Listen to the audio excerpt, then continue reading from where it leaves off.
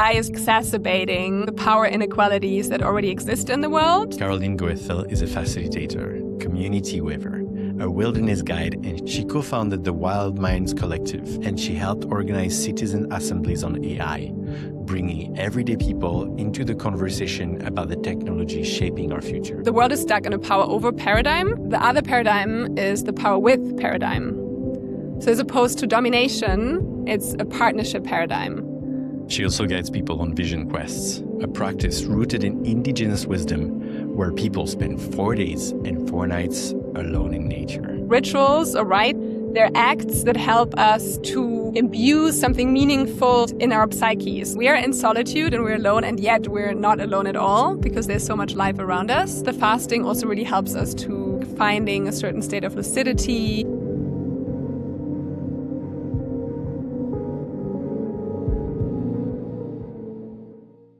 Welcome to The Unfolding.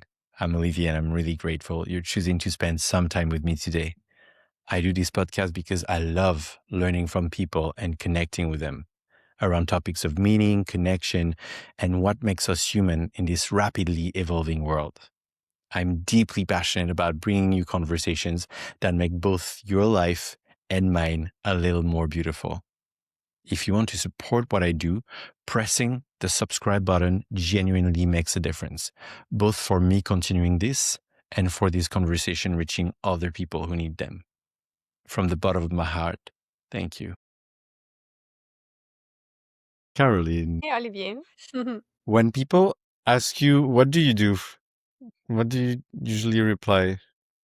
I'm a trained facilitator and wilderness guide, and I really enjoy bringing people together and creating spaces for deeper connection with ourselves, with each other, with the land, with the natural world, and also getting creative on, what kind of spaces are needed, what kind of practices are helpful.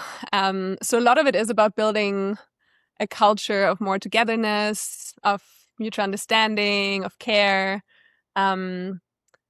So it's a lot about hosting. It's a lot about weaving people together, but not just people, actually. I'm also a weaver. So I also weave projects together. I connect different groups, different communities, different spaces. I've been working for the past half year, and then 2 years before, I would say, as an organizer in civil society organizations. One of the favorite events that I hosted was a citizens assembly that I hosted in February together with Fairness Jetzt, a new project in Berlin that's all about democratizing AI and creating grassroots spaces for people to come together and make sense of, what is AI and the kind of fastness that is coming and rolling over us and the complexity of it, and just creating a space for exchange and understanding and coming up with some kind of common needs and visions of how we can actually, what kind of AI we would like to have that is in service of citizens and humanity.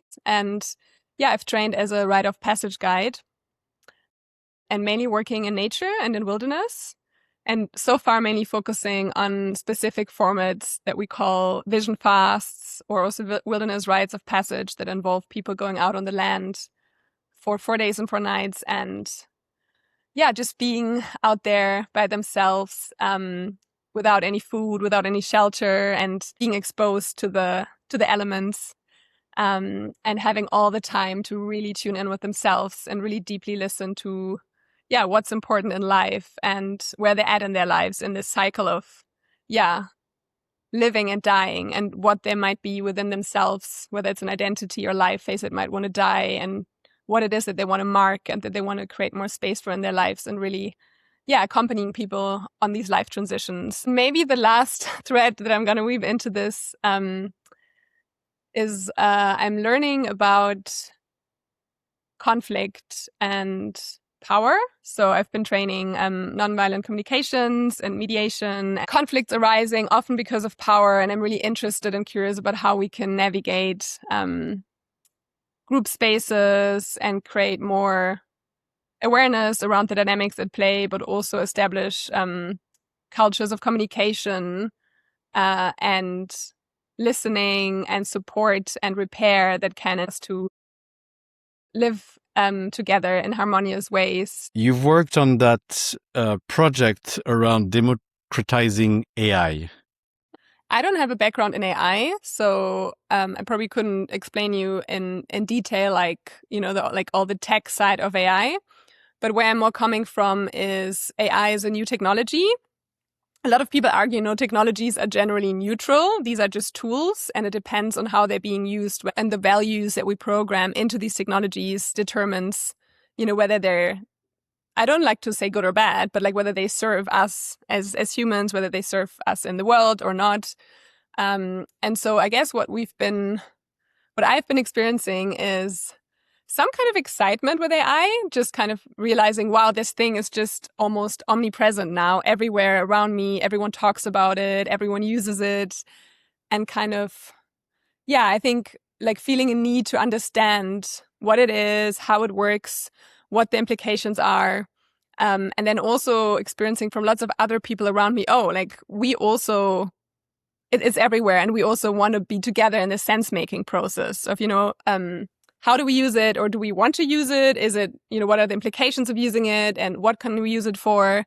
So this is maybe more from the individual perspective, but then there's also implications of, more and more AI usage and data centers being built everywhere, and data workers being exploited, or certain data being used and the AI being trained based on certain data that have very broad, let's say, societal implications around bias, around discrimination.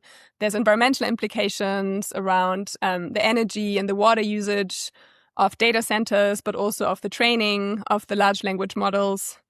And then there's maybe also, so there's a lot of, you know, risks and challenges that come with AI, and especially also the speed with which it is being rolled out. And then there's also potentials, right? I think there's ways in which we can maybe outsource some of the things that we hate doing because they take so long and they're just mainly like admin related, you know, creating spreadsheets or like analyzing data that maybe not all of us have to be doing. And if we outsource them, it could mean that we have some more time for doing things that are more meaningful to us. Or, I mean, if we move a little bit away from the generative AI, the large language models, and we can also look at, you know, the AI developments in other sectors, like I think in medicine, for example, I think there's some huge opportunities there, which I don't know that much about at all. But the main intention of our project, Fairness Jetzt in Germany, was about bringing people together and mobilizing people around this topic of AI, and acknowledging that at the moment it's mainly 4 big giant tech companies from Silicon Valley that are developing these models, you know, and then they're being just unleashed, you know, onto us, and we're like going along with it, but they have a lot of implications, and we want to understand what the implications are, and we want to also have a say as humans, as citizens, and how they're being developed, how they're being used. And that might involve, you know, asking for certain regulations around data, around data centers, you know, what's allowed, what isn't. So basically just being together in the sense-making process with other people. And so we've organized citizens' assemblies where people come together and exchange. We've organized information events where we invite experts, and then they shed light on these different aspects that I've mentioned before of the implications of AI, the risks and the potentials. And so we create spaces to make sense together, to understand, and eventually also to act. So we wrote a petition that we delivered to the chancellors, what is it called in English? Well, the place where the chancellor sits, the parliament, in front of the parliament, and basically asking for the parliament to call in a citizens' assembly, a parliamentary citizens' assembly, which is a way of participatory and direct democracy, of citizens coming together and developing a set of recommendations, which then the parliament can consider in their policy making. And so we've demanded that a parliamentary citizens' assembly on the topic of AI should be run in Germany. And so there's little things like this we can do. to use our agency as citizens and come together and organize. And there were also demonstrations, just kind of mobilizing people to raise more awareness. So these are the things we've been working on with Fantasy Jetzt. What are some of the things that you've learned in that process?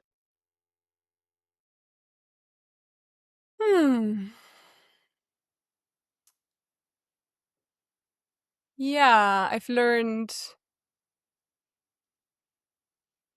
first of all, that it's not a black and white thing. Like if someone asks me, are you for, are you against AI? I'm like, dude, like it's not black and white. It's very complex. And I've learned how important it is to really consider such a complex topic, but probably any topic with rigor and nuance. I have learned that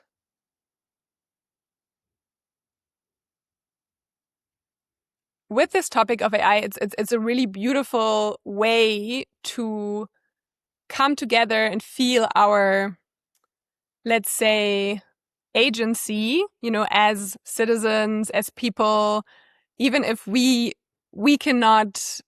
probably don't have more power, than the tech giants, or maybe it's a little bit limited what we can do, but it's really beautiful to see that everyone at the moment, more or less, whether they know or not, are concerned, they are affected by what's happening with AI. And so it's kind of a really beautiful way of mobilizing people and kind of even maybe mobilizing people that aren't super political, but not interested in other topics because we're all in a way political beings. We all have some kind of agency and we can use it by coming together, making sense, using our voice.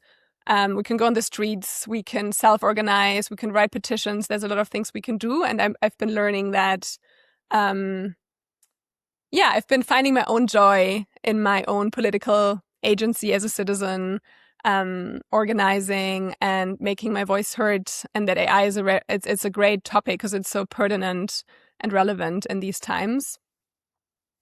I think there's something else about, what am I willing to sacrifice? It's kind of a question I'm with, in relation to this AI topic, but also in relation to I think so many other things in life. It's just observing that, like, I have certain values that I want to live up to in my life. And the more I've been learning about AI, the more I've been understanding, like, how many fucked up implications there actually are, in terms of all the energy that it sucks out. If you use AI for something, it takes up, I don't know, much over 10 times than if you Google something of energy and water. And I don't have to go back into all the, the risks and the challenges I already mentioned, but just knowing all of that, wouldn't be the conclusion. Wouldn't it be that, like, oh yeah, I'm not going to use this, because it is so risky, and it really sucks in very many different ways.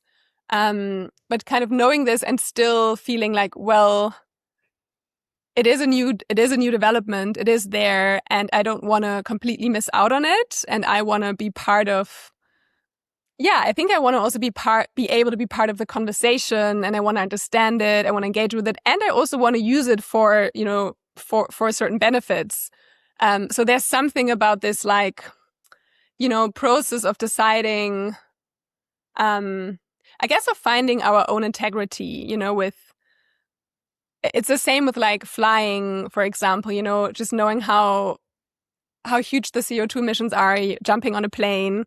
And I try not to fly if I really don't have to. And however, I do it because it brings me so much joy and connection to go to other places and see friends and see family and travel. And so, yeah, I think there's this ongoing learning process that I'm in around, like, kind of understanding the impact, of our actions.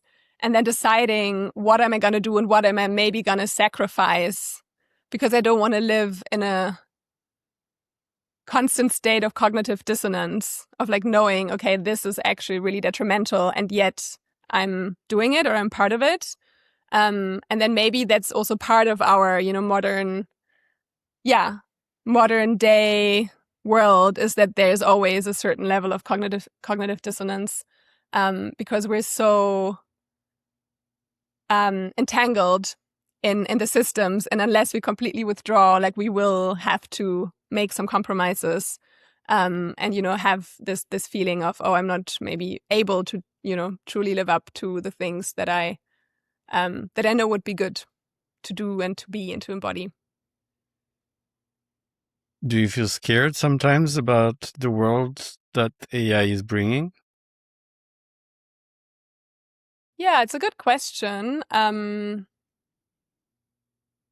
think there's some really dystopian visions, and a lot of people who actually work on the AI themselves, who are part of OpenAI or they're part of actually developing these systems. A lot of them actually even have quite dark, sinister visions around AI is completely gonna, destroy all our jobs, and there's gonna be a huge amount of unemployment. Some people are going towards the existential risk idea that AI is gonna turn into this like super intelligence that eventually, in order to keep itself alive, will have to destroy humanity, which is, really a really dark one. I have some deep concerns, especially when it comes to, the power question, like really feeling like AI is basically just exacerbating like the power inequalities that already exist in the world, and kind of feeling that, and then also the impact on us as humans in our creativity and our intelligence and our, how we create intimacy. I think the more that we use these machines, we will actually start giving away our creative intelligence, our maybe even like our empathy is a danger, or like if we just start having AI, as therapists or as like thinking partners, and it means we have less in-person human relationships with people that we would otherwise do that with. I mean, there's a huge question around what is it going to do, to us and to our humaneness. And I also think that it's not going to go away anymore. I think, this technology is here and it will stay. So I'm also interested in how can we, how do we want to use it or not use it? And like, how do we, how do we work with it so that we don't, destroy and give away our creativity, for example? So kind of coming up for myself with certain guidelines around when do I use it and when do I not use it? What do I use it for? What do I not use it for? And then maybe another bit about maybe to bring it in to complement, there are dark dystopian visions, but there are also some visions around what the future could look like with AI that are maybe a little bit more hopeful. For example, acknowledging that AI, I'm not sure if it will like just make everyone unemployed and if it will just necessarily mean, that it will just completely create mass unemployment, but I do think it will massively restructure how the economy is and the labor market is organized, meaning that a lot of people will probably have to retrain and some jobs will be replaced with other kinds of jobs. Yes, jobs will be lost, but also new jobs will be coming and will be emerging. So, so I think acknowledging that, but also acknowledging that a lot of the jobs that we currently have will probably disappear and there will be this massive restructuring. It might mean, that a lot of people that now whose jobs are being replaced by AI will find themselves unemployed or needing to reorient. And with increasing automation and more machines actually doing a lot of the activities that humans would do, there are ideas or theories that the only way to counter that is to introduce things like universal basic income, for example, which I'm a big fan of. I used to work for a UBI project, Universal Basic Income project in Berlin, where we experimented with a UBI on the blockchain and basically just issuing UBI for anyone who would sign up and like seeing what would happen. And I've also studied some other UBI projects and having learned that it actually, usually what happens is people feel a lot safer and they feel they don't give up on their willingness to work, or they don't become lazy, but actually often it allows them to just really bring themselves into the world in ways that are meaningful, that give them joy, and also that contribute like real value rather than doing a bullshit job. So yeah, I really believe in the potential of UBI. So this vision, you know, that AI will lead to more and more countries introducing UBI that will allow more people to actually spend less time on bullshit jobs and more time on things that are meaningful, maybe even more time outside in nature or more time with their friends and their families, is something that I could see as one way, maybe as one hopeful future. What do you think about it? Actually, I'm curious about like if you what your experience is of AI, or you have any thoughts, anything to share? Yeah, like a lot of new technologies or technological phenomenon that come up, I got on board with it very quick. When social media came on, I was very much into social media. And then about 2 years ago, when ChatGPT came out to be a bit more known, I tried it and I went so into it. I was talking to it all the time and I was like, wow, this is amazing. And I was really excited about it. Spent a lot of time having conversations and using it for everything. And I'm at a very different place now. So it's almost this first excitement came up. And then I did notice that whenever I would spend a lot of time with it, for example, on work projects or things like that, I was doing it, but I was not so much enjoying the process as much anymore. Or it almost felt like the joy of growing within me doing things was not as present when I was using AI a lot. So yes, at the beginning I had all the excitement, so it was there. But with time, I realized like, I'm spending a lot of time talking to that thing and not a lot of time connecting to myself and bringing my own creativity. It's almost like I started to really outsource a lot of myself to the AI. And that ended up leaving a pretty bad taste in my mouth. So I really slowed down.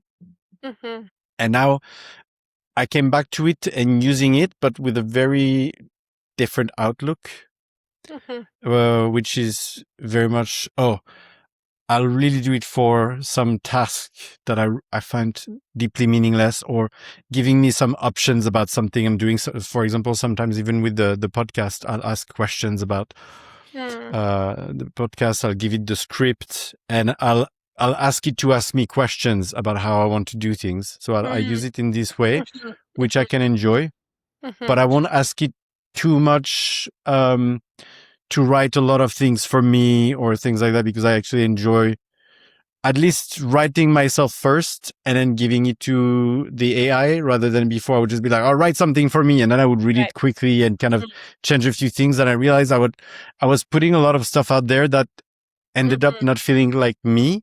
And I didn't like it. Yeah. So, totally. Yeah. There's an interesting development that I think that I've also observed of, like, sure, it's a really exciting innovation and it can do so much. And it's actually, I think it's really important to kind of work with it a little bit and understand like all the things it can do. And it also does most things pretty well. It's actually really remarkable. And then what I've been observing is the more AI content is being spread, whether it's like on social media, on LinkedIn, and the more people kind of like understand how it works and like the tone that it brings, or even like the impeccable nature, there aren't any mistakes anymore, of like no spelling mistakes, or that like more and more people are like recognizing when something is AI written or when images are AI generated, and that like there's starting to be an appreciation for things that have an error in them, or that aren't perfect, or that are just not polished, or like maybe not even a little bit unfinished. So there's something there that's emerging as a response that I find really beautiful and touching, is actually people appreciating the imperfect nature of humans and the mistakes that we make. And that's somewhat comforting. at the end of the day, we're social beings longing for genuine connection. And so when it's thing coming from an AI, it's somehow to a certain extent losing a little bit of that sense of connection that we can experience when looking at a photo or something that somebody actually took. And one of the things that I have enjoyed with AI is when I'm in social situations, sometimes I'm not really sure how to bring about a sense of connection. So I'll tell the AI, I'm going to be with this kind of people tonight. Can you give me a list of 20 questions that might help bring ease to one another, starting from the lightest one to the deepest one? And so I can choose from that. And that's been actually quite enjoyable to really use AI as a mean to connect genuinely in person with people. Yeah, I think it's great for getting the creative juices brewing, you know, as you said, rather than telling the thing to write a whole thing for me, but kind of be like, oh, do you have ideas for like, what are the questions I could bring or how I could do something, and then kind of like spin off of that and continue to explore it and change it. And I think as like a creative idea generator like that, it can be really powerful also. Yeah. Which I imagine that with what you're doing, it's around the topic of AI, but you're essentially creating community and dialogue so that people can get together in real life. Yeah, totally.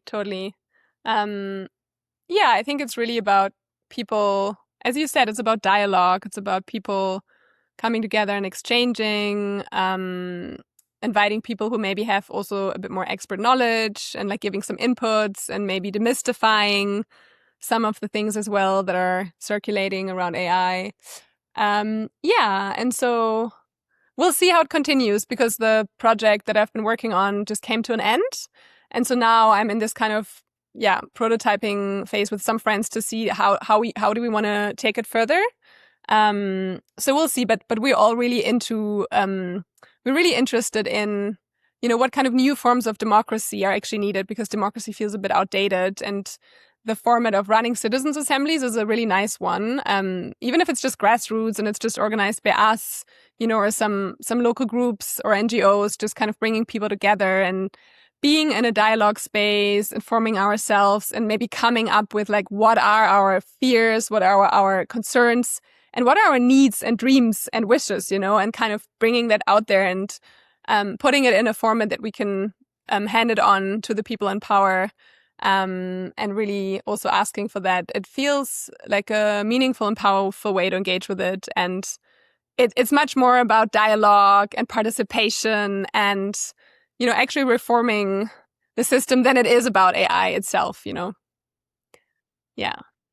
Some people say that AI will be the next way that we are organizing society, that AI will choose for people because AI would have more informations. That's like one current of thoughts.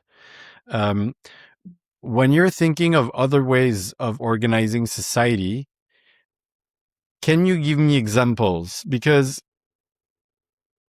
I think for a lot of us, it's really hard to imagine anything different that would work. So, yeah, I mean, my approach to it is experimentation, because I'm not a political theorist or like an economist, you know. I mean, I've read people writing about like kind of more like modern forms of socialism, or like how the economy could be reorganized, and all the more, let's say, high level stuff. That's not so much my field. I think it's super interesting, and especially when it comes to, let's say maybe more like on the ground things like sharing economy, time banks, you know. Like the other day I needed a haircut, and I was like, oh, I'll just post on the local WhatsApp group and see if someone who knows how to cut hair can cut my hair, and I will in return offer them a fluent body session, which is the movement modality I'm offering. So these kind of like more local, let's say, ways of experimenting with other economic models, like a sharing economy, gift economy. Whenever I offer a workshop or whenever I offer a training or I host something, I will always have either a scale so people could choose where they're at. Sometimes I will also experiment with money processes, which I think you're aware of because we did one together at the Nonviolent Intensive. I've been living in different, so that's like maybe on the economics side of things. There's very beautiful, the solidarity economy, where you also really consider more from a needs-based perspective.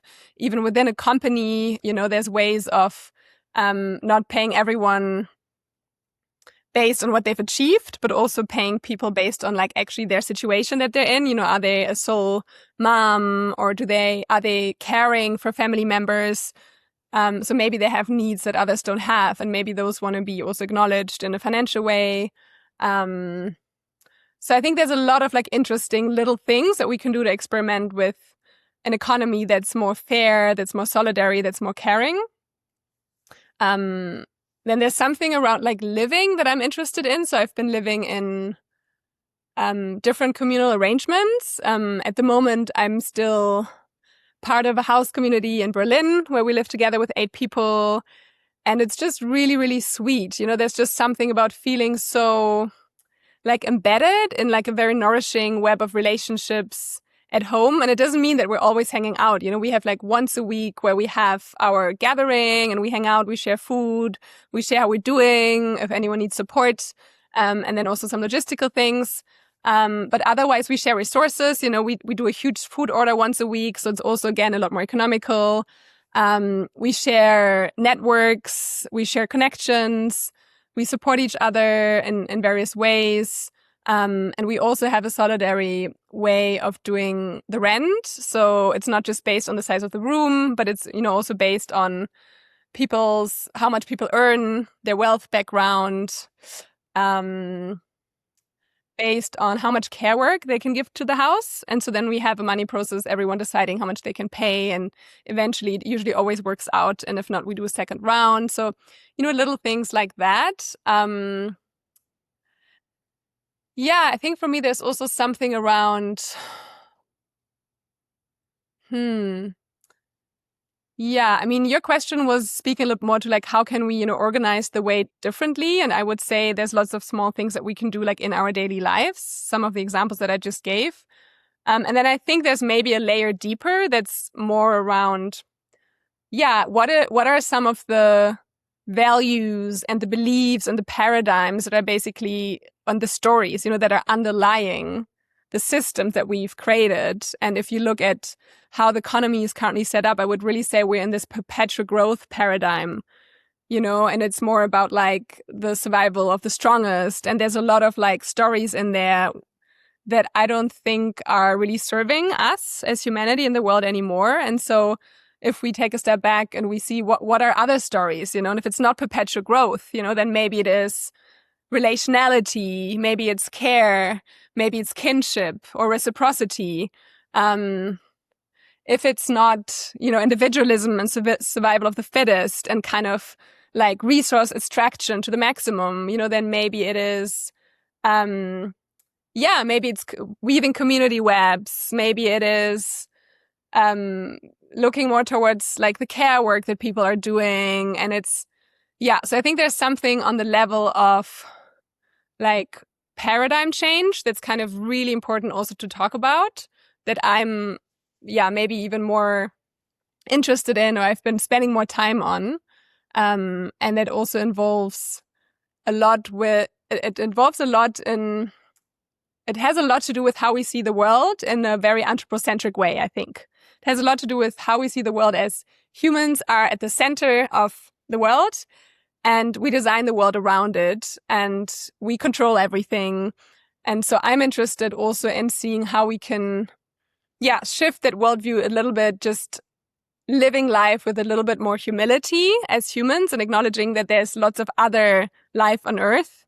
There's the land, there's nature, there's animals, and also acknowledging that,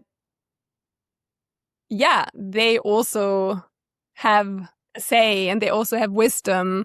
So I'm interested. I've been exploring more animist worldviews, indigenous worldviews, earth-based worldviews, where it's a lot about also the earth is spirited and alive, and if we listen, there's a lot of wisdom there.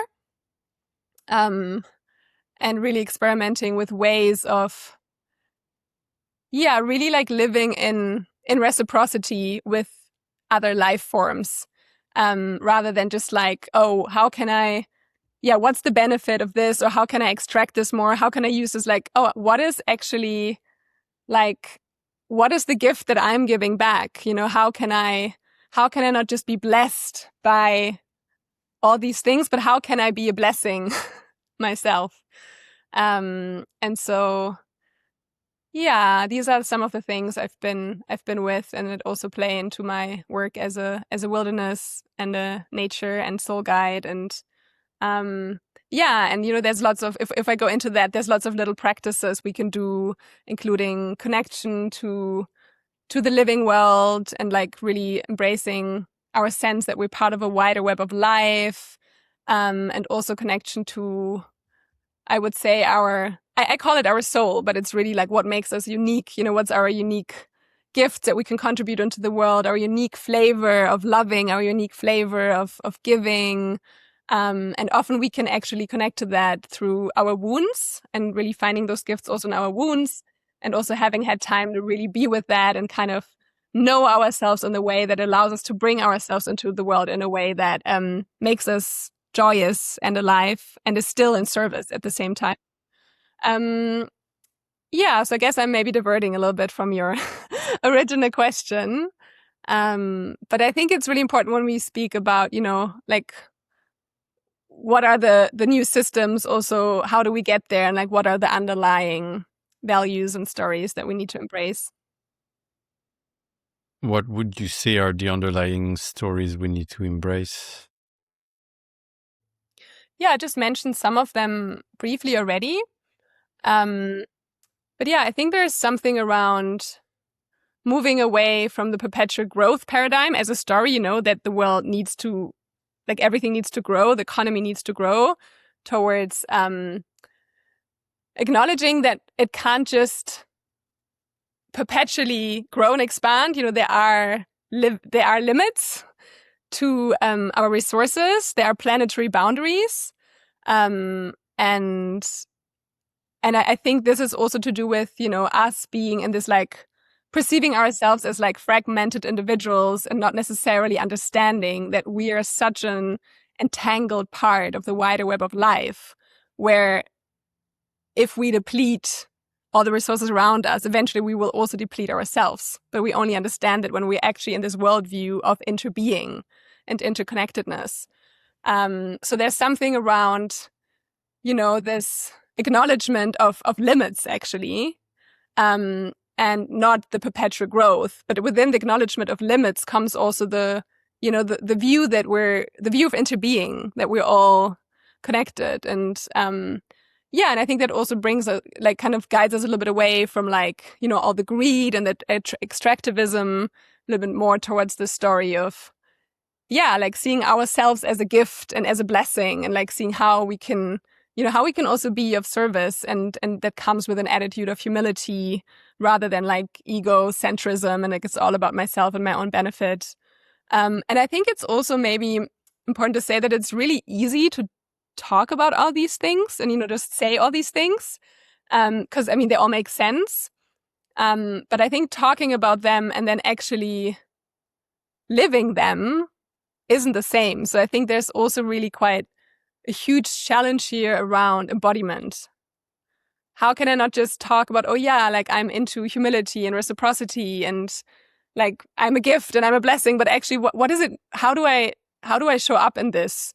And how do I embody this? And also, acknowledging, and maybe it has a little bit to do with like shadow work, and, even kind of acknowledging how we're not embodying this and how we're not living up to this, or how we're not seeing certain things, and how certain things are actually also really hard to do.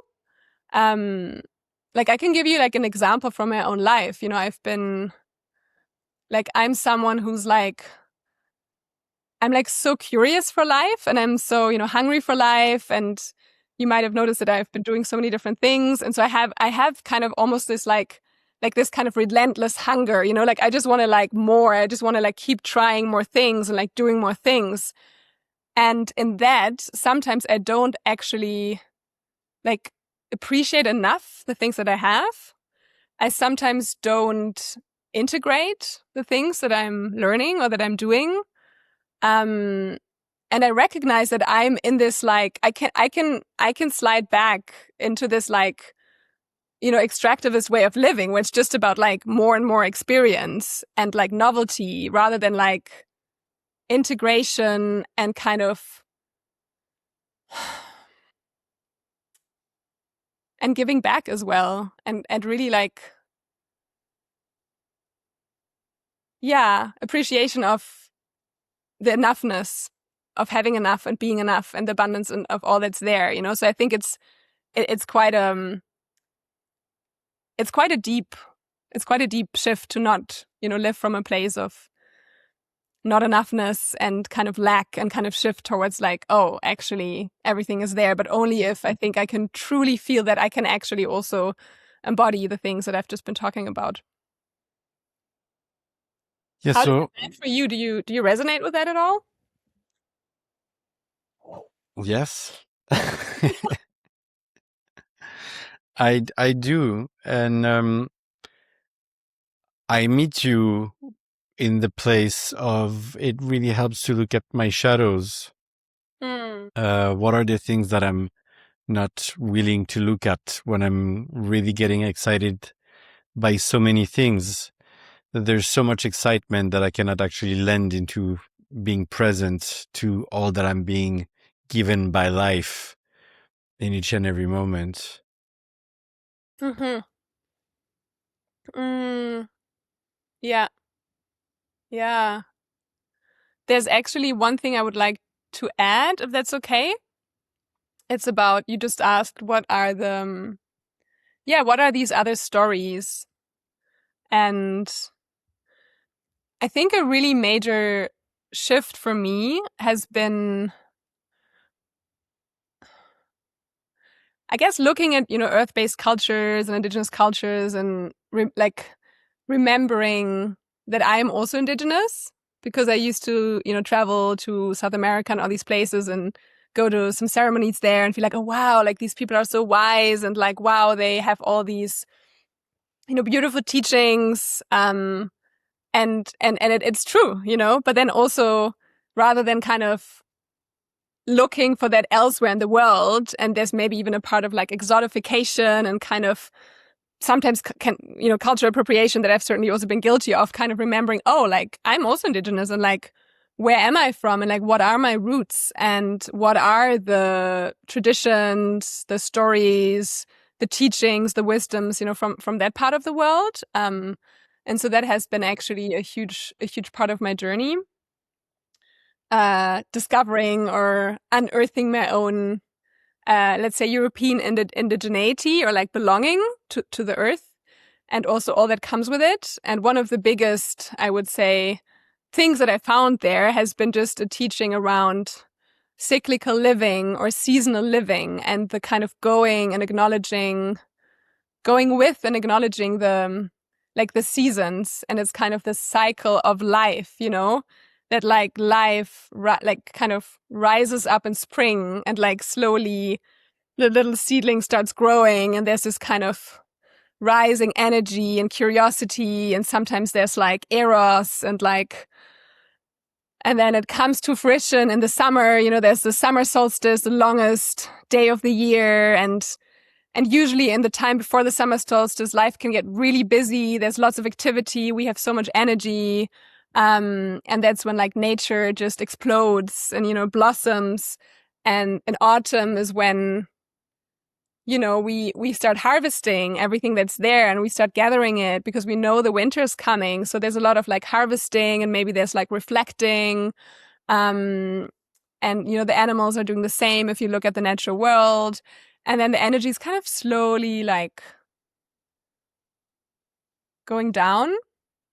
And the days get longer, the season comes to an end, it gets darker. And then as we're moving into the winter, eventually we need time to rest, right? So you look at nature and like all the leaves are falling. It's a process of resting, of stillness, also of composting. And so I think then taking inspiration in that and also allowing ourselves to rest and to find stillness from all the busyness and all the movement that was happening in the longer, warmer summer days, and also having the time to go inwards, to reflect, to review, and eventually towards the end of winter, maybe slowly opening up again, to the days becoming longer again, the light coming back and kind of the visioning. And I think that's one of the most beautiful, I think universal teachings, like in at least the Northern Hemisphere around the 4 seasons and kind of, the qualities that come and the invitations that come with each of these seasons. And it doesn't necessarily mean that in the whole summer I'm active and I'm partying and I'm celebrating, and in the spring I'm kind of, preparing and I'm working and I'm like visioning or preparing for the summer, and then in the winter I'm resting the whole winter long. But it just is like I think it's a cycle that we shall not ignore. I don't want to ignore the cycle anymore, because in our culture there's a perpetual summer culture where there's a perpetual expectation for being productive and delivering and busyness and fastness. And I think, one of the big learnings of this is really like, no, we need to rest and we need to regenerate so that we can have a new spring and a new summer. And so I really, really love, as a story, just embracing the seasons and the cycles of life and acknowledging that, things need to rest. But even if we take it to like another level, that also things will die, right? Like whether it's certain life phases that come to an end, or whether it's maybe even certain ways that we identify ourselves, or there's different layers of ourselves and the world that will die. And just this process of like really accepting that, which always isn't always easy, because it can come with a lot of grief to let things go that we have been, or that were part of us, or that we have loved. And I think that's also something in our culture, is this kind of like shying away from facing that death is part of life and things will die. And so I think, that's also part of the new story, is like facing the fact that it will be painful to let go things and that things will die. And being with that and allowing ourselves to, also grieve, and acknowledge that when something dies, it does eventually create space for something new. And then also holding each other and maybe some of these, difficult transitions when something is dying. And that kind of brings me to the work as a rite of passage guide. But I just wanted to bring that in, the cycle of life and the seasonality and cyclicality as a different story. What's your story with rites of passages? Can you explain me what are rites of passages, why they're important to you, and what you're doing with them? Yeah, sure. So, I think I personally didn't have a big awareness around rites of passage until maybe in my end of my 20s. And I guess the rites of passage that I knew were my communion, in the Christian church when I was 14. And I probably did it because everyone did it and I got some money. And then my high school graduation, was also rite of passage, ending that phase of high school. And so there was, I think there's certain rites of passage that are still part of our modern Western culture, but I feel like often they're not imbued so much with the meaning anymore. They're more about some kind of like individual achievement, for example. But actually, for me, what I have learned over the years, rites of passage are really about is honoring the cycle of life and the different stages in life as we mature through life, through all the different stages from like childhood, turning into an adolescence. I mean, for women, there's the menstruation that often is like a marker of like, now you're turning into a woman. And then eventually growing into adults and kind of moving away from this phase in our childhood where we have like really explored who we are and like what we love. And then in adulthood, kind of ideally also offering that which we are to the world, and growing into elders, who have accrued a lot of wisdom throughout their lives. And if they really are honored as elders by the society around them, and also if they want to share, their wisdom, also really maybe being initiated as an elder. So in earth-based cultures across the globe, there have been practices and rituals to mark different life transitions, like the ones I just mentioned, for example, turning from an adolescent into an adult or an adult into an elder, really just as an honoring of, that phase which is dying and that new, I would say that new life stage that wants to be stepped into, that wants to be marked. And I think it's part of, really healthy culture where these steps are honored and celebrated, because it also comes with a maturation. And it comes with the witnessing by the community of, someone's maturation process.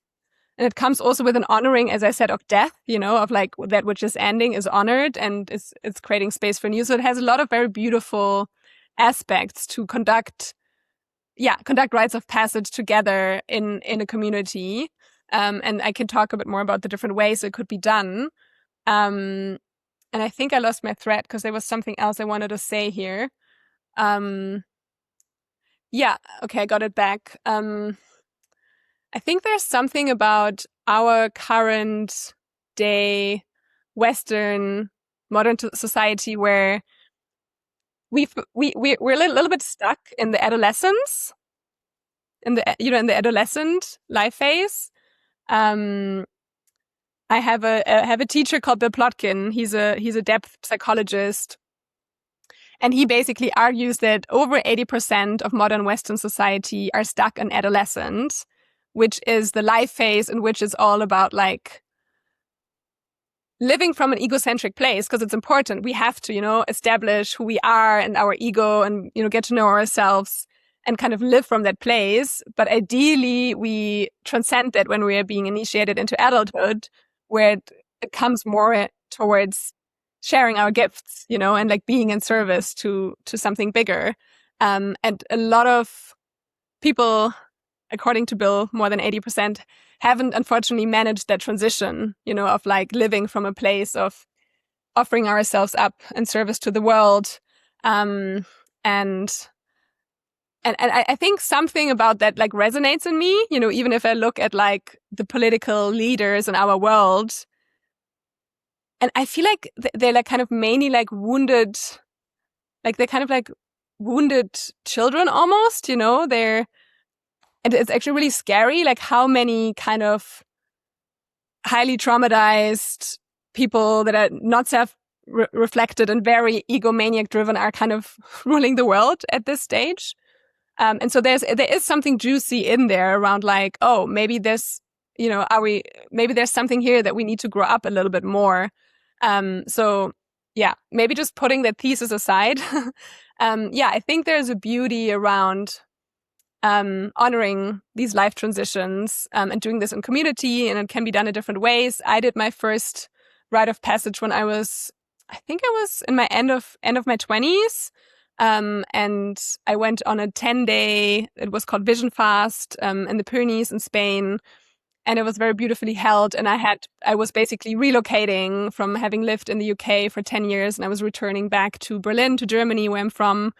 And I had a very strong sense of, wanting to step more into weaving community in my new home and growing roots there, and kind of stepping also more into this adulthood phase of serving and being a bit less consumed with like myself. And of course, we always are also consumed with ourselves.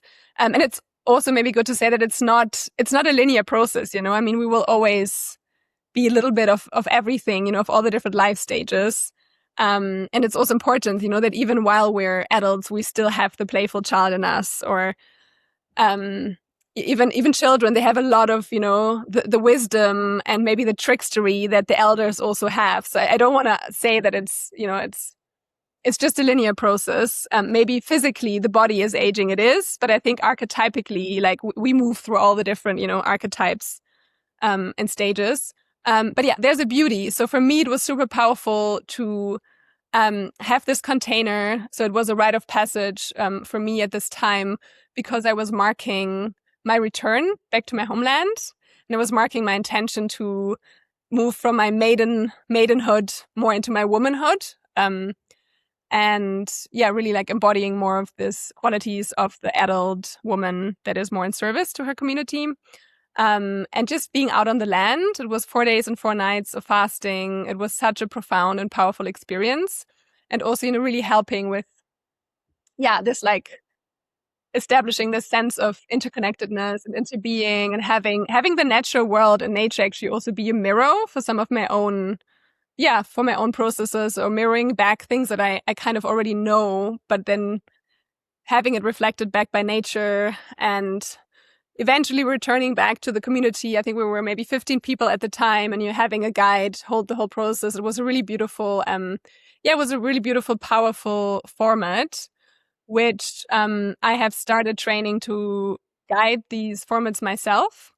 And it can be, I think it can be supportive for people in very different life moments. It doesn't have to be that someone wants to mark their, their adulthood or their elderhood, or it can also just be someone being in a huge life shift, and they've lost their job, or maybe they're relocating and they're not sure what's coming, or they're really deeply unsatisfied and they know they have to like shed something, So it can be really beautiful, supportive process. What I'm now talking about is the specific, vision fast to support someone towards a rite of passage.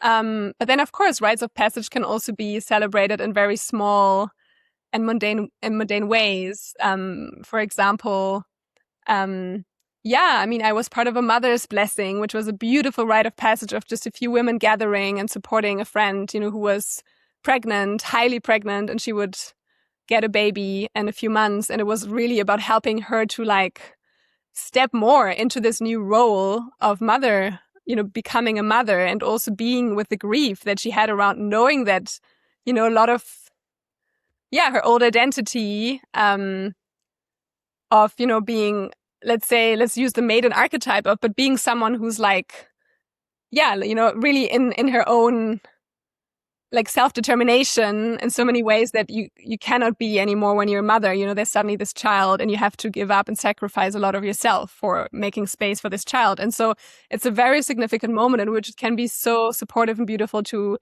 have a little ritual, and in that sense, a rite of passage. And we in that moment, it was very nourishing. We made like a flower bath for her, and we massaged her, and we listened to her stories and to her grief. And eventually we created a little threshold on the floor kind of with the flowers, kind of as an act for her to step over this threshold and kind of, mark the transition that she's going through, becoming a mother. And so it can be just really little small rituals that we can do together with friends, that can be very supportive when we're transitioning into a new phase, or even if we're ending a relationship, a partnership, and just marking that with a little ritual, little rite of passage to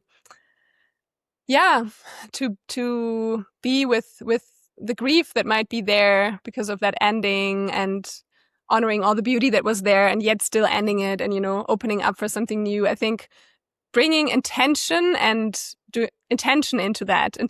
these transitions, and marking them is very powerful.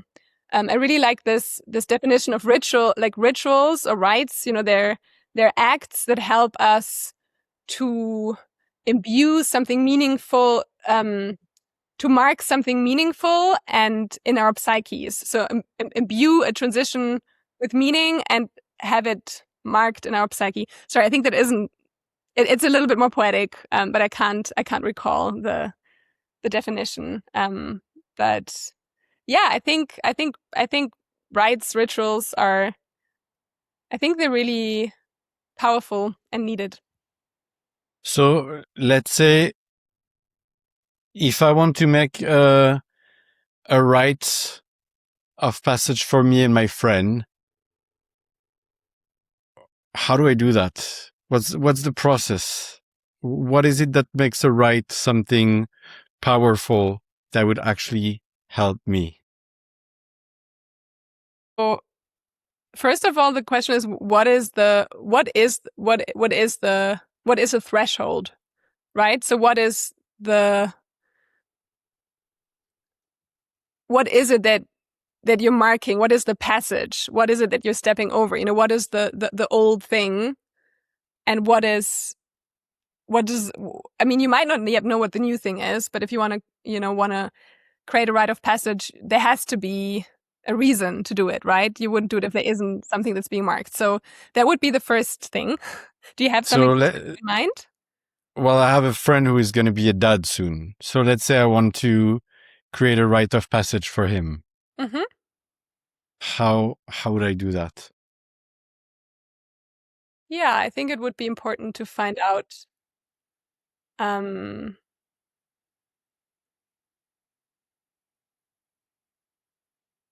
what is important for him in this moment.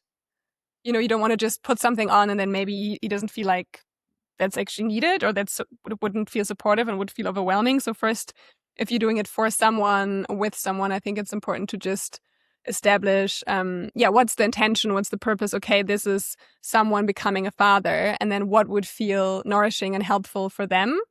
In the case of my friend, for example, it was really important for her to share her story and her experience of pregnancy, of growing a human in her body, of all the challenges with that, and also the fears that came up. And so kind of really being held and having a moment to share that. So maybe it's similar for your friend. Maybe there's something else there that he would need in that moment. Maybe there's a moment for him to name, the things that he's scared of losing or shedding, because surely there will be things he might have to give up, or maybe he has ideas of what he will have to give up and that's not even true. But maybe there's a moment of kind of naming that which has already been dying, or that will die, or where there's a fear that things will die. So kind of taking a moment. So we say every rite of passage has 3 phases, right? The first phase is the severance, or the separation from the old. The second phase is the threshold, or the liminal space. And the third phase is the incorporation, or the integration phase. And so in the first phase, you would be with the separation phase. So kind of naming what's dying and like honoring that, dedicating to that, right? And that might involve him telling stories. It might involve maybe looking at old photos, or kind of, being with that which is dying. And then in the threshold phase, you could become creative. The threshold phase for us was something like really nourishing.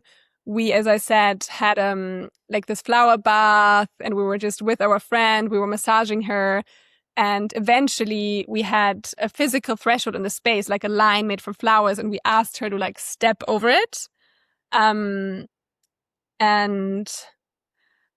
in the new and afterwards, we would shower her with all our wishes and all our blessings. So it was also a whole blessing part there, and it was for her as a mother, as a becoming mother. What do we wish her? What do we bless her with? And so we were like whispering these blessings to her. Some people had written cards and gifts. And then there was a part of kind of celebration, just kind of being together. So I think you want to have, you could slightly orient yourself on these 3 stages. you definitely would want to find out what is important for your friend, would feel supportive for him, nourishing for him. Who should be invited? Is it just you or him? Or does he have a circle of friends that he wants to be witnessed by? Because I think in every rite of passage or ritual, it's important that the witnessing aspect can be really powerful. To not be alone, or maybe not just with one person, but actually feel like supported by the community, by even like a bigger nervous system, and also feel the care. Because it is painful whenever something is dying. Often there's fear, there's grief, and just allowing ourselves to be supported by many people. And then becoming creative, and maybe also inviting other participants who might be hey, what are your ideas? How would you honor, his life phase of being a person without a child ending? How would you bless him as a dad? How can we invite in creative expression? Maybe there's song, maybe there's poetry, maybe there's a piece of art that wants to be made. So for me, ritual is also, it is also an emergent, let's say, being in a way. I could also argue that ritual in itself is, is spirited or is ensouled, meaning that you can plan a ritual. And I think it's good to have a plan of what you're going to do. But then also once you open it up, like things might come up, someone might suddenly have oh, there's this poem coming through, and then they will bring it in. Or someone might be oh, there's a song. And sure, you can prepare, but I think also consider that the ritual might take some surprising turns of something that you couldn't have expected before. Or, maybe someone else will, I don't know, so many things could happen. Someone else might have their own process in the ritual that you didn't expect, and you might have to tend to that. But basically just saying, have a structure, co-create it, bring in lots of creative, beautiful ideas from the people who would be involved, and then also flow with it when it happens and see what emerges. So you facilitate a lot of rituals like this? Is that one? Because you're saying you're a facilitator. And I'm curious, what does that mean exactly? Yeah, it's such a widely used term, isn't it? A facilitator. Yeah, so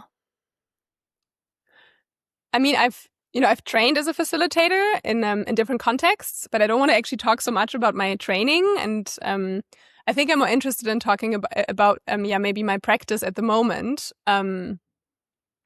So maybe I can mention a little bit. So one of my trainings has been about collective leadership. So being a facilitator of collective leadership. So that's a lot about how can we enter more a space of shared ownership and shared leadership rather than just individual, I'm going to do this, whether it's in a company or whether it's in a project or whether it's an NGO. So really inviting this notion of shared ownership and shared leadership, and being someone who has certain tools and practices to create that.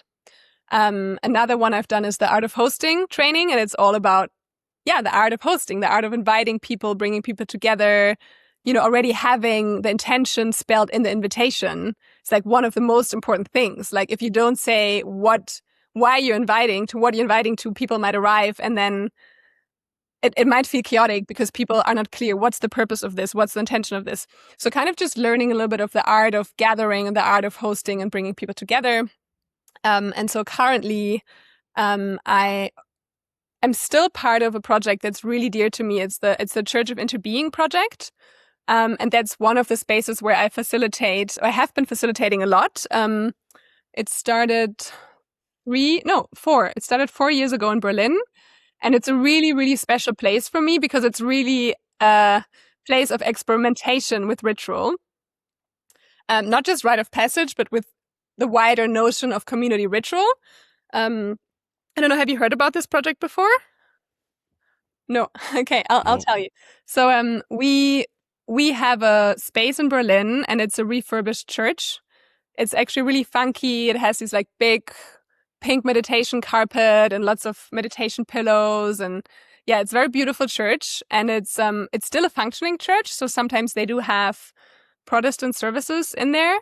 But they are also very open for all kinds of initiatives to host events there. And so they actually offered us their main Sunday slot. So every Sunday, we meet in this church, and well, we're called the Church of Interbeing, but we're not a religious project. So we're all about experimenting with how can we in the local neighborhood, in Schillerkiez, in Berlin, come together every Sunday as a community and practice, be in practice together of different ways of honoring life, of different spiritualities. We're not following like any of the world religions, but we do sometimes have inspiration from, different wisdom traditions. But yeah, I guess the name is Church of Interbeing. I don't know if you've heard of the term of interbeing, but it's been coined by Thich Nhat Hanh, the Vietnamese monk. And it's really just about what I mentioned before, an experience of life where we understand that we all depend on each other and we're all entangled life forms and living life from such a place. And so there, I've been hosting a lot of the services. Usually they're 2 hours long and each service is considered a ritual, a community ritual. It's a bit like like if you would go to church, but also quite different. But usually it's a lot more participative than at a church where you have a priest and they just tell you about Bible stories. And so usually we have a theme every Sunday, and it could be something like, what is love? Or it could be something like honesty or becoming future elders, or it's kind of universal themes that are to do with, being a human at this time in the world. And so then we weave this theme through the whole 2-hour slot, and it's a combination of some form of meditation or contemplation, some form of embodiment. There's always a dialogue piece in the middle. So usually we have little groups or triads where people can exchange around the topic, and we have some juicy questions. And then often there's some kind of ritual part. So like something where and it can be very different, but it's something where we're kind of seeing how can we translate this theme into like an act, like a ritualistic act. And it might just be like lighting a candle and like putting an intention out there, very simple, or it could be a little bit more complex. And then we weave song throughout it. So usually we sing 2 or 3 songs. And then at the end we have 3 big food baskets that are being passed around, and we kind of share the food. Sometimes there's prayer. Sometimes it's a bit more funky, but it can be very different. But yeah, each service is a ritual, and it's been really rich to host these community rituals on Sundays with different people. We're a collective of hosts and facilitators. Who've been doing this for 4 years, and we've been learning a lot. And we started with maybe 10 people attending, and now we have between 80 to 100 people coming every Sunday. And we can really feel that it's so needed. People are so hungry for ritual, for coming together in community in a way that involves spirituality and involves something bigger than us. And it looks very different for different people. For something it's some kind of divinity. For some people it's the earth. For some people it's the great mystery. And just having an open space that allows for all forms of connection to something bigger to be there and to be invited. So just to give you a specific example of what I'm facilitating, what kind of ritual. How did you get interested into all this kind of stuff? When you say all this kind of stuff, do you mean like ritual, community, or everything that I've been talking about? I would say it seems like everything you're talking about is connected. It seems that there's this general love for community, creating spaces, rituals. We're talking about decision-making process. It all seems to be quite connected, and I'm curious of when did that start? Yeah, good question. When did it start? Yeah. So I think it started in London, actually. In my mid-20s, when I was a student in London, and I was feeling a little bit lonely at times. I moved away from my home country, and I was kind of longing for, I was longing for a sense of community and kind of just feeling more integrated. And it took a while until I met the right people, but eventually I became part of a really amazing friendship group called Find the Others. And we kind of started, we started actually organizing co-created gatherings. But it kind of started at a burn. Do you know burning? Like burning events? Like Burning Man in the US. So Burning Man is like the first ever burn event, and it's probably also the biggest. But I think it has been commercialized a bit, or somewhat maybe co-opted by Silicon Valley, is my sense. I haven't been there. But where I have been is the more smaller regional burns. And so the friendship group that I'm talking about in the UK, we basically created a camp at the Nowhere Festival. It's the regional burn in Spain, and it's a 10-day festival in the desert where basically where it's about experimenting, I would say, with a more beautiful world that our hearts know is possible, and kind of a utopian. It has a utopian outlook. And so as a camp, we created a theme and we traveled there together. And it was such a profound and beautiful experience to actually live through these 10 days in the desert with a group of 40 people, and kind of just like, it's kind of world building, like really create the world as we wish it was. Basically, there not being any commerce, everything there is gift economy, everything there is offered is for free. There's no like famous artist being booked or flown into it. Like everyone who is there is the artist and is the contributor, is the participator.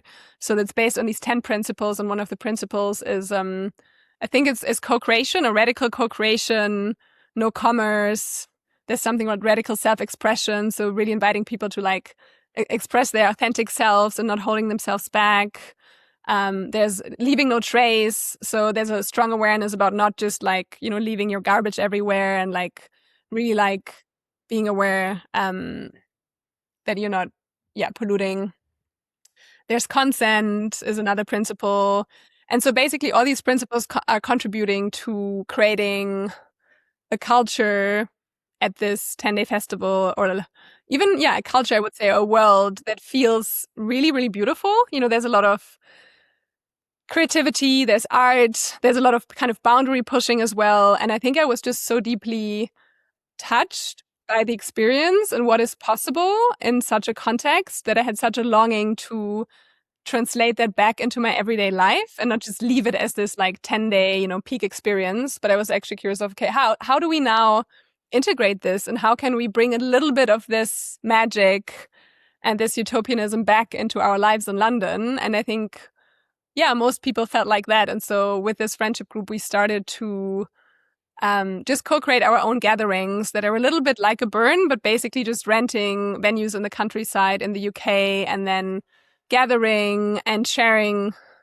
Each gathering would be sharing lots of workshops, whether it was art or creativity. Sometimes it was political organizing, sometimes psychedelics, healing, nature stuff, but like a really beautiful, I would say, confluence of people that are interested in, they kind of share the same interests and values that I did. And it was such a profound experience, I would say, being part of that community and growing more into this friendship group, that when I left the UK, I was so determined that when I moved back to Germany, I needed to have that there. So I basically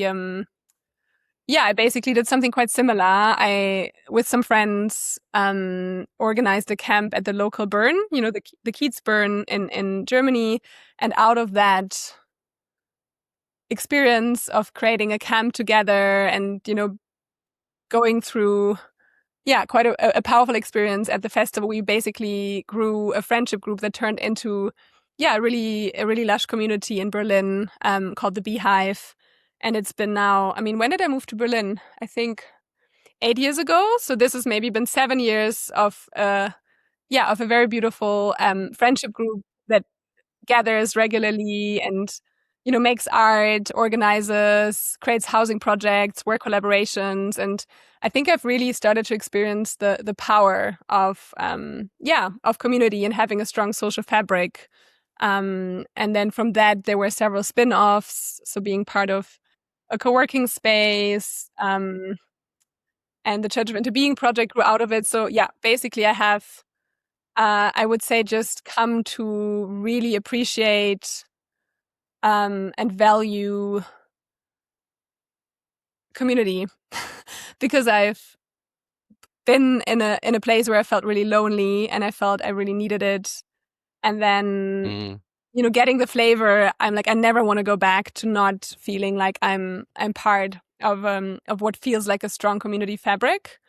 And then there's maybe also the spiritual dimension, of also having, like having tapped into, or having had some experiences where I feel like I had a bit of a spiritual awakening, just really like feeling, the earth is alive and I'm part of it.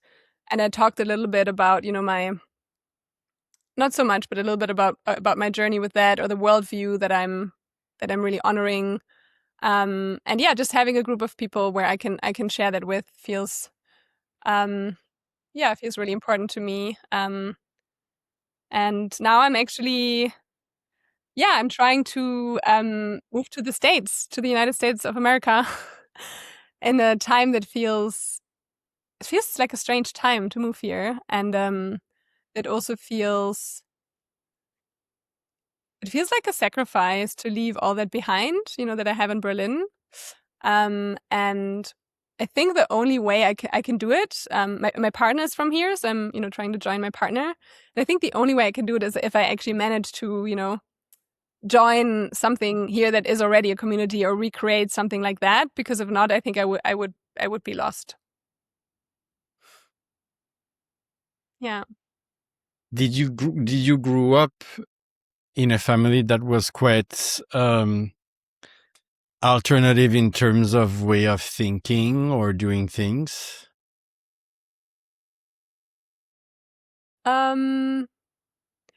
I would say I grew up in a family where I think it was quite intercultural in a way, because my mother was Polish. She'd emigrated from Poland and she fell in love with my dad. And then my dad was German, but he grew up in South America, in Venezuela. And he had a really beautiful childhood there. So I think I grew up with his nostalgia of a life that he had in the tropics, and like even some of his like exotic stories of like the indigenous people there. And and my dad is certainly an environmentalist. He's a meteorologist, so he loves nature. He's really into like the climate and the weather. My mother was always really interested in food, but I would say what they certainly both shared is some very important values around kind of like openness to different cultures and creating, understanding and dialogue. And I don't think my family had a strong community culture within the family, but there's certainly a certain kind of value system that I would say I inherited from them, and a certain kind of, we traveled quite a lot as a family, and so I think also a certain kind of openness to the world and curiosity for other cultures and other worldviews. And I only have one sister, and I have one cousin, one aunt. I have quite a small family, so maybe even because my family was quite small, I actually have a longing to, have a bigger family that extends my biological family, something like that. What do they think of what you're doing? Do you share with them? Yeah, I share with them. Um, Yeah, what do they think? I think my dad really struggles to understand it. I mean, I think he gets some things, but I think some things he's like, I think he doesn't.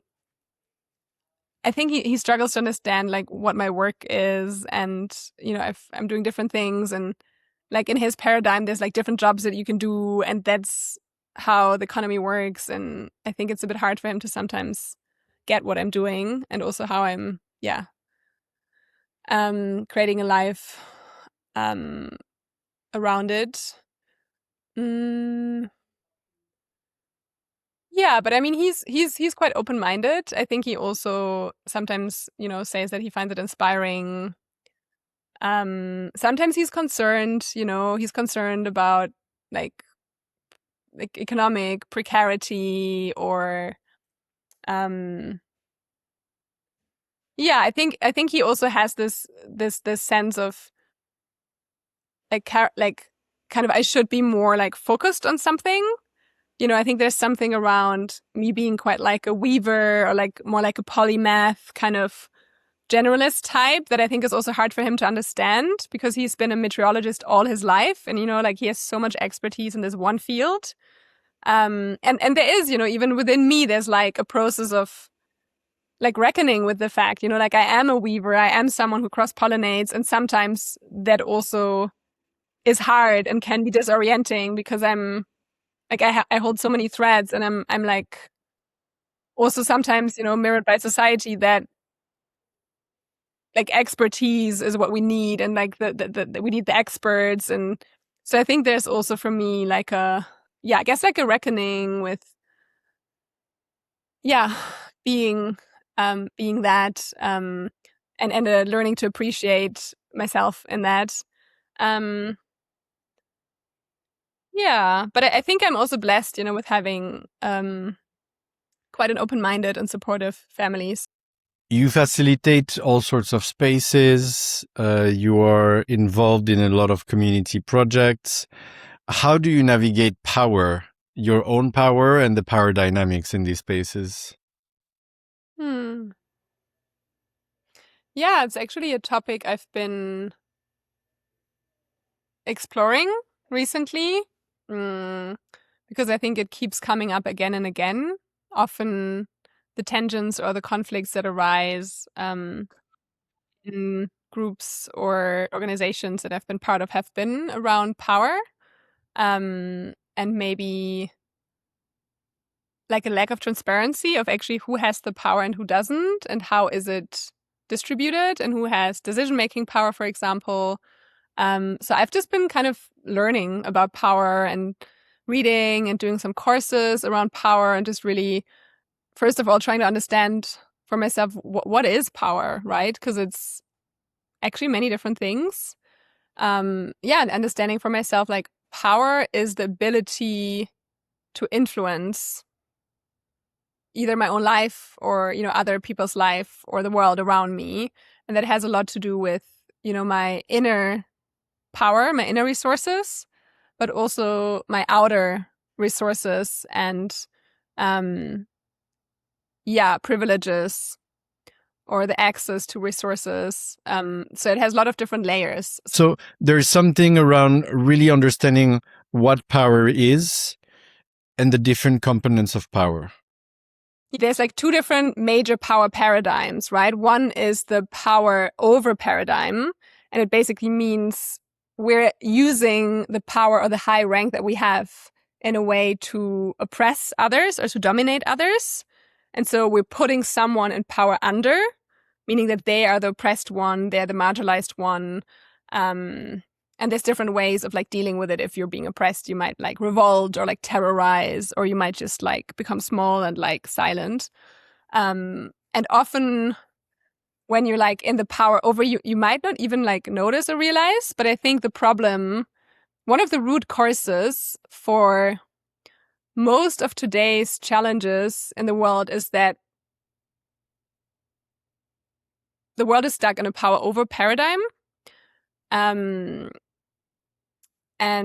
the other paradigm is the power with paradigm. So as opposed to domination, it's a partnership paradigm. So the power with paradigm isn't saying that there aren't any hierarchies or we shouldn't have any hierarchies. Like hierarchies will always be there. There will always be people with more and less power. But it is about the question, how do we share power and how do we invite others, especially if we have high rank and more power, how do we invite others into shared power and create power with? How is this being used? Do the people with more power, are they aware of it? Because if they're not, they might actually create harm or abuse the power.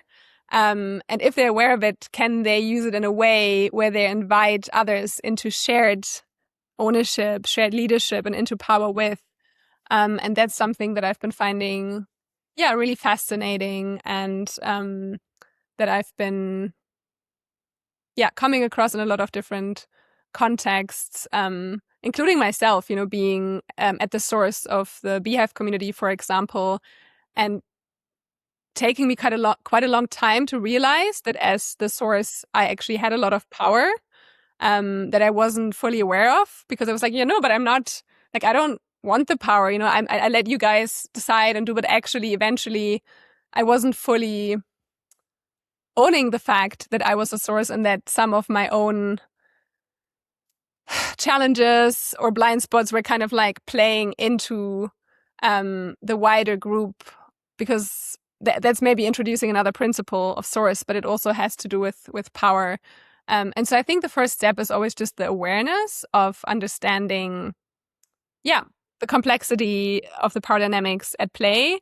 And then the second is something around, how can I contribute to creating power with and not slipping into power over, or sometimes even putting myself like into power under. And always remembering that even if, in a community or in an organization, there are certain hierarchies, even when I have less power in this context structurally, I do have my own inner power. I have my voice that I can use to speak up. I can resource myself in different ways. And so even if I'm being powered over, like, how can I connect to that inner fire, that inner power? So it's just been quite a fascinating journey in all the different contexts to learn about power and talk with others about power. And also see how projects can fail, if there isn't enough awareness around it, which I have experienced quite a few times. And it has also something to do with, sometimes the leadership not being aware enough of the power that they have, or how they have maybe not been, willing to share it in a way that would be beneficial for the group or for the project. Do you have to lose some of your own power if you go more into a shared power dynamic? That's a really juicy question. I mean, again, it depends on which dimension of power we're talking about. I think if you share power with others, let's say you're a leader in an organization and you create a structure where there isn't just a clear hierarchy, but let's say you work with like a holacracy model where you work in different circles and everyone has like equal decision-making power in their own specific field. Like, you might have less, let's say, decision-making power or authority over all the different areas than you might have if you're the sole leader and you decide about everything. So maybe in that sense, you have less decision-making power, but you might, but you probably don't lose any of your inner power.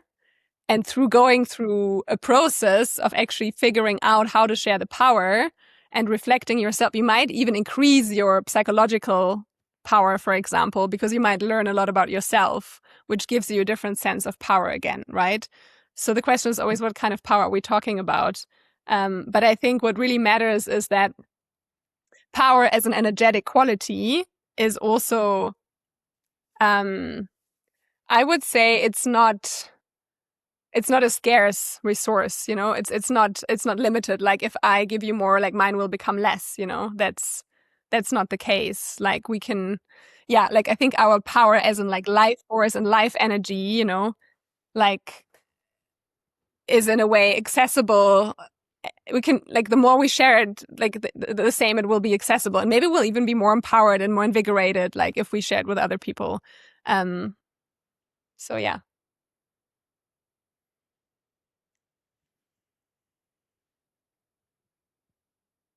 Do you think there's a chance that we will one day in our lifetime move globally more towards a power with paradigm? Are you feeling hope about that? Yeah. Is there a chance? Yeah, I mean, what you're really asking is do I have hope for the world? Yeah. Yeah. Hmm.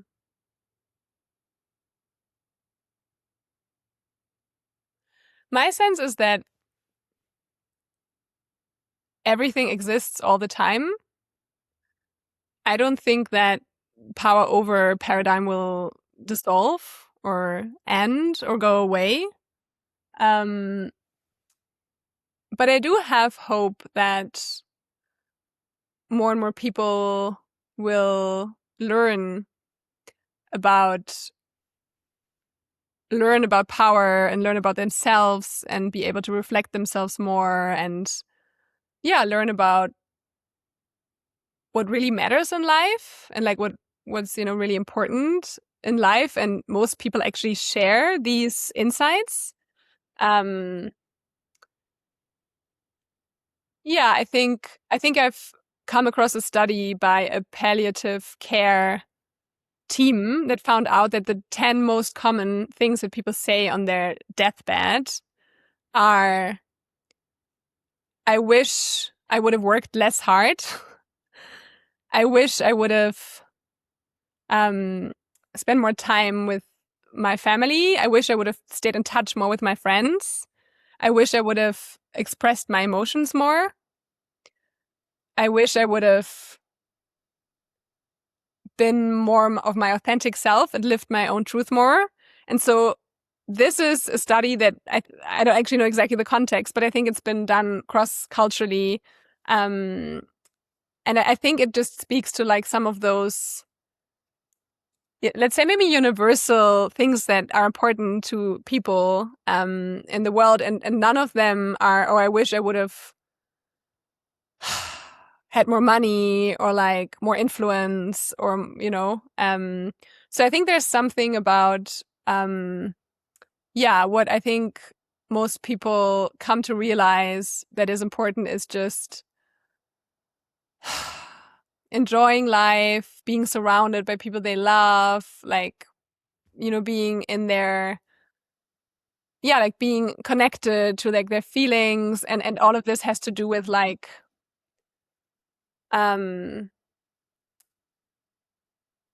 living a good life and treating each other well. And for me, it plays into the power with paradigm.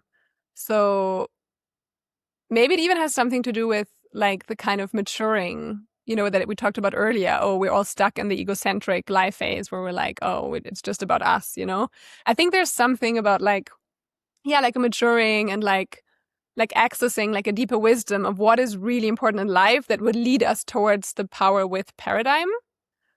And and when I say us, I guess I mean humanity and I mean the world. And I do also want to acknowledge that, humanity and the world is so unequal. There's so many, I'm coming from such a privileged background and I'm able to do all this like self discovery and personal development and like, intellectualize about power. And there's so many people who are in a very different context where they're maybe concerned by war and like absolute survival mode, where they can't even, access any of that, or who have been, structurally discriminated for all their lives, or like their families have, and they don't have this on their mind. Like their first thing is about like becoming financially stable and prosperous, and like, they're not in that paradigm because they cannot. So I think I just want to acknowledge that, that the world carries a lot of difference and complexity and actually inequality and injustice. And so, I think there's like, there's a saying, and it's something around, I can only be free when everyone else is free. And so maybe until we have reached a certain state of like justice and kind of equality, like maybe it will take some time, but only then we can actually become,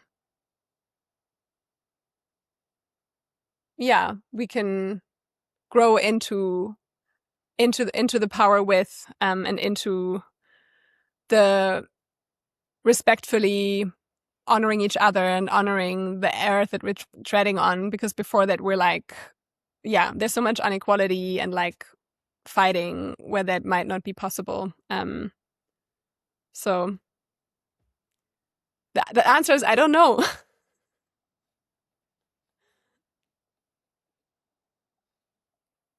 You've been very much involved into vision quests recently, and I would like to understand, what is a vision quest exactly, and how does it work?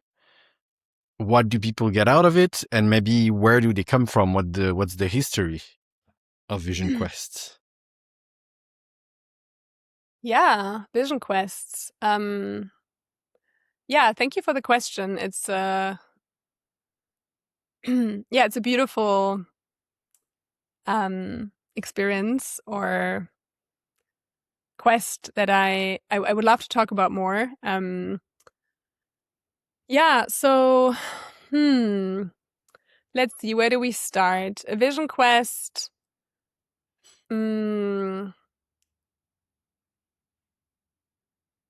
A vision quest is a specific rite of passage. We talked about rite of passages before, and so it's a specific rite of passage that has been conducted by different indigenous cultures to mark this transition from adolescence to adulthood, and the young ones would be sent out to onto the land by themselves, often for 4 days and 4 nights, and kind of just be out there by themselves and be praying for a vision for their lives, who they want to be when they're, grown up, and how they want to serve their community. And so when they would get back, they would be in a way initiated back into the community and into adulthood, and kind of share the vision that they received and how they want to live that purpose and that vision, and contribute to their community. So it has roots in earth-based cultures.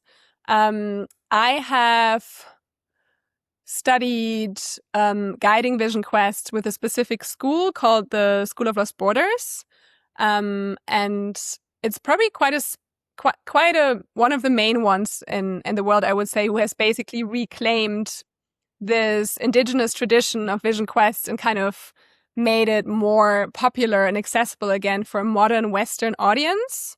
And so the founders of this school, Meredith Little and Stephen Foster, they have basically received some teachings from the North American indigenous people, and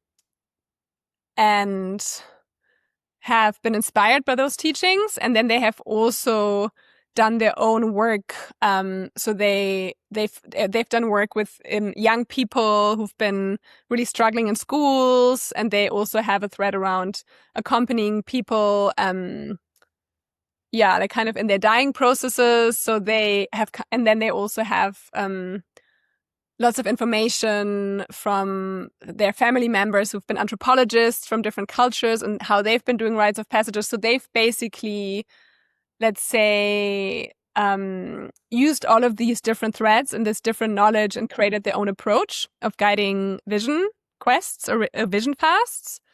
and also have realized that all across the world, people have actually been conducting these vision fasts or rites of passages. And they have a lot of commonalities. And even if you, and I mean, in a way, one of their major sources is the North American indigenous cultures. And so when you then look at other cultures, and maybe that's also still because they're still alive, they haven't been completely exterminated. So there are still, let's say the Lakota tradition, for example, who has a very specific kind of vision quest that they do. That also involves going out on the land for 4 days and 4 nights. Sometimes it involves sweat lodges. It always involves fasting. So that's a very specific lineage in a vision quest that you can trace back, and where you can even, the songs are still the same ones that are being sung, and they have very specific etiquettes and, let's say, rites that they do as part of this vision quest. And then there's also other, cultural lineages. I mean, for me, my journey has been also a little bit with Europe, uncovering my own European indigenous roots and finding out what is actually the tradition of vision quests or rites of passage in the European continent. And the interesting thing is that a lot of it can be mainly found in the folklore, like in the myth and in the fairy tales, because I think a lot of this knowledge has been burnt with the witch burn and with basically the Christian churches taking over and kind of just eradicating all the pagan nature-based stuff and the nature-based traditions, which is, really sad. But you can still find some traces, or even if you, even in the Bible, there's a lot of examples of Jesus or different people in the Bible withdrawing into the desert or going onto the mountain and fasting and basically being in solitude to find direction and vision for their lives. And so, so what I've been learning is to hold 12-day containers for people in the tradition of the School of Lost Borders. As I said, it has different lineages that are kind of mixed up. The idea is that it's a pan-cultural approach, and where people meet for this duration of 12 days. Usually they have a base camp, or they meet in some kind of place in nature, where they then together prepare for their 4-day and 4-night solo time. And so the first part is the preparation phase, where everyone shares where they're at in their lives. And it's also a little bit this severance phase that I mentioned before. So it's what am I separating from? What am I letting go? What's dying? And kind of sharing where they're at, and also really sharing their intention for why they're there, and maybe what it is that they're marking, or what kind of vision it is that they're seeking for this next step in their lives. And often you come out with a strong power sentence, I'm going out into the desert, or I'm going out into the forest to be a guide. So, I mean, my last vision quest was actually to mark myself as a guide and initiate myself as a guide. So my statement was something like, I'm a guide, trying to remember it, something like, I'm a guide, weaving in wholeness and singing cultures alive, something like that, really speaking to what it is that I'm bringing into the world and that I'm initiating, what kind of, deeper contribution I'm kind of stepping into. And so, and it's a really beautiful process of everyone sharing that, and also this process of getting into this power sentence that we're going out with, and then having the middle part being the 4 days and the 4 nights on the land, fasting without any shelter, and just really being with all the beings there. I mean, we are in solitude and we're alone, and yet we're not alone at all, because there's so much life around us. And then often, I mean, the idea is that there's no distractions. The fasting also really helps us to, just kind of not have anything going on in our bodies, and finding a certain state of lucidity. And it's also a sacrifice to, not have any food because we're fasting, because we're in ceremony and we have a specific attention that we're sacrificing this for. And it can also, help us to, be more lucid and have more insights. And so usually the 4 days and the 4 nights, they're very open, but the idea is that we're not bringing any books or podcasts or phones or whatever, and we're just there with ourselves. And we might have impulses for like doing little rituals that support us with our intention. Like maybe something wants to be like smashed, because we're letting go of it, or maybe we're doing a death lodge. It's like when we stay awake the whole night and we're like going onto our deathbed.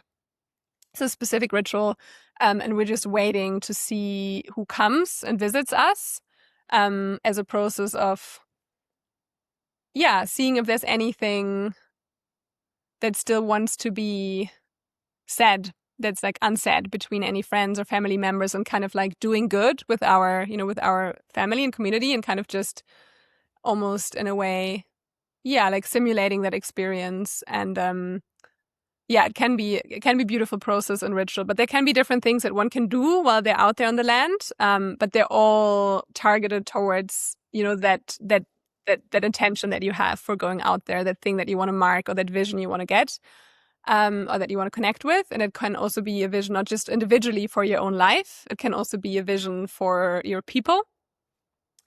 It can also be a prayer for your people. And when you come back from the 4 days and 4 nights, everyone reunites. Usually you do it as a group, and you're guided.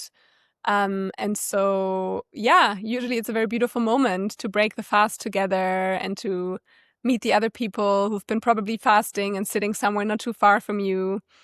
And then there's a story council, and everyone shares their story, that, includes, some things that they experienced out there, some thoughts they had, some insights they had. And the guides are then the ones who offer a mirror that can be quite powerful and quite affirming. And usually there's some kind of medicine, like an insight that people take with them, something that will help them to affirm their next step or the next thing that's coming. Often there's already a clarity beforehand, like this is my new phase, this is what I'm stepping in, and it's almost like an affirmation and an encouragement. And sometimes there's still, lots of fog, and maybe the solo time on the land will actually bring like a glimpse of like, what it is that's coming. So it can be very different for different people, but usually it's a very beautiful and powerful, let's say, empowering experience, for people who do it. And it really also helps to deepen the connection to the living world, to the land, to the community. I find it very beautiful if it can be done in a context where maybe the local community or the friends can be somewhat involved, because often what happens is that people, travel somewhere and then they do this and then they come back home and it feels a little bit removed from their lives. So I find it really beautiful if it's something that can be embedded. And so maybe before they embark on the vision quest, they invite their friends and their family, and they have a dinner and they share a little bit, about why they're doing this, where they're at, and maybe also when they're coming back. So this summer I had planned to offer a vision quest for the Church of Interbeing community. So with the idea of specifically inviting people that are already part of a shared space and have a shared practice and a shared understanding. And having a group of 10 to 12 people to do this together when they then return to Berlin, that they actually, they still can continue supporting each other and weaving the threads. I really love this work. I think it's really powerful. I think it has this component of, allowing ourselves to tap a little bit deeper into, into our souls and what wants to come through for ourselves, and this deeper listening and like this purpose that we're here for. But it also connects to this wider culture change dimension that I talked about before, this importance of marking transitions, of honoring death. And there's something also about the elders.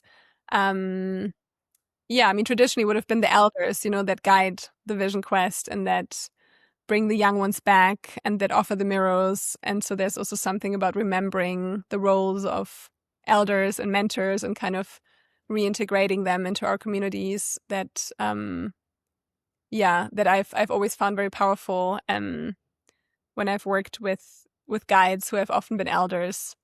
Maybe that's that's a good overview of a vision quest. And you facilitate them now. You're now in the US. Are you going to do that in the US if you manage to move there, or are you doing that in Germany at the moment? How does it work? Yeah, so I had planned to facilitate one in the summer in Germany with a guide who has done this for 25 years. And yeah, I'm going back to Germany in July because I'm still waiting for my fiancé visa. So I'm still a little bit in between, Germany and the US. And so I will see, what will happen. So yeah, this summer in Germany, the one is planned. I'm not 100% sure yet it will happen because we also need the group has to be big enough. So we're still like in this phase of, assembling people. And then, I mean, I would love to start hosting them also here in the US. And I think there is an aspect of also, finding the right location, finding the right land. Like you can't just do it anywhere. It has to be a land that is a little bit wild, where you're not going to have like a hiker come by when you're sitting out there alone fasting and you don't want to be on like a very busy hiking area, for example. It can't be privately owned land where you have to have the permission to be on the land. You want to also have a connection to the land as the guide. And then you also want to have the right co-guide. I would always just work in co-guidance. I mean, it can be powerful to just, have one guide as well, but I think there's a beauty of like collaboration when we guide these very deep experiences and we have at least two people who can bring in different qualities and different perspectives and maybe even complement each other. So I think there's also something about finding the right collaborators for me at the moment. And also working with people who have done this much longer than I have because I'm, still like growing into this. And so, it is a process to really like establish oneself in this work because as I said, you need the right location, the right place, and also finding the people. I think once you start doing this for a while, like people also come to you, but when you're new to this, there's a bit of this work involved of putting yourself out there, and I guess it's quite a niche. It's quite a niche format that a lot of people don't actually know much about. So there's a whole barrier of, even how do you call it? Like explanation work that needs to be done so that even, it becomes more known that this is even something that is offered and that people can do. I have been actually, for the past 5 years, I've been running an online container. It used to be called Deep Dive into Nature and Self, but this year we called it Becoming, which is when I saw the title of your podcast unfolding, it also spoke to me because Becoming is the title of, it's basically a 6-week online format, which we developed during the COVID pandemic because we had planned a vision quest in Belgium on the land of a friend, but then we had to cancel it because of Corona. And then we were thinking, but what can we do, especially, in these times where everyone is just isolated at home and people can't come together? Isn't there a way for us to offer this? And so we developed this online format, which is basically has like, let's say, mini vision quest at the core. And so it's 6 weeks. And so in the first 3 calls, we just prepare people, listening to their intentions, where they're at. We do some nature-based practices, connecting to the land, and also just introducing them to a framework that we worked with around the 4 directions. It's also tied to the 4 seasons. It's something that we work with in this work. And then people go out on the land for, if they want just a whole day, or if they want 24 hours. If they want, they can also stay the whole weekend. It's a little bit shorter because we're not physically there. And so we let them choose a place of their choosing that's close to their home. It could be in a forest. It could be in a national park, wherever. And so they do their own thing. And then when they come back, we actually have, again, a call and we do the story council and then we have an integration call. So we found a really beautiful way to do it online, which I much prefer working in person. And yet there's a certain beauty in people being able to not they don't have to travel somewhere far and do it, and they can still have the group container, and yet they can connect to the land somewhere near their home, and it can be more, it's more easy to integrate it rather than if you go far and you have this intense experience and then you come back and it's a different context. Right. So if people want to do a vision quest with you, they can or potentially come to Germany during the summer for that one that you're planning, or they can do your online experience where obviously it's not the same, but you will get some of the qualities of it. Exactly. And hopefully also in the US soon. So we'll see. Carolin, thank you so much for sharing all that with me. I'm very curious about the vision quest thing, and I can definitely resonate with the idea of being a polymath. And it's somehow nice to have this shared reality in hearing you of like that. I really think there's a beauty in being the people that will combine things and that will have some kind of a rich expertise in being at the center of several things. Yeah. So thank you. Yeah. So thank you so much for being game to come on the unfolding with me. Yeah. Thank you for inviting me.